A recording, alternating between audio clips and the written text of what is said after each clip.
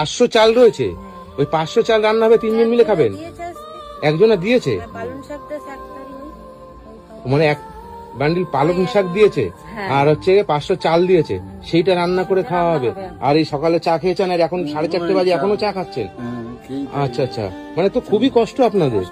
ভালো আছো? কি নাম তোমার? পল্লু পল্লবী কি? বৈদ্য। পল্লবী বৈদ্য। আচ্ছা আচ্ছা, কি অসুবিধা হয়েছে তোমাদের? এই আমাদের এই গরিব আমরা, আমাদের মা কাজ করে ভাটায়, ইট ভাটায়। মা ইটভাটায় কাজ করে? আচ্ছা আচ্ছা, আর বাবা? বাবা প্রতিবন্ধী।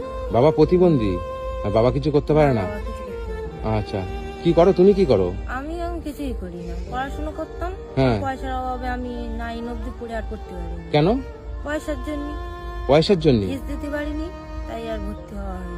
ও, মানে ফিস দিতে পারোনি? ফিস দিতে মানে মাধ্যমিক এবার দিতে, তাই তো? মাধ্যমিক দিতাম আমি, তা দিতে পারিনি। ভর্তি হতে পারোনি না। কেন? পয়সার জন্য? পয়সার জন্য। পয়সার অভাবে? হুম।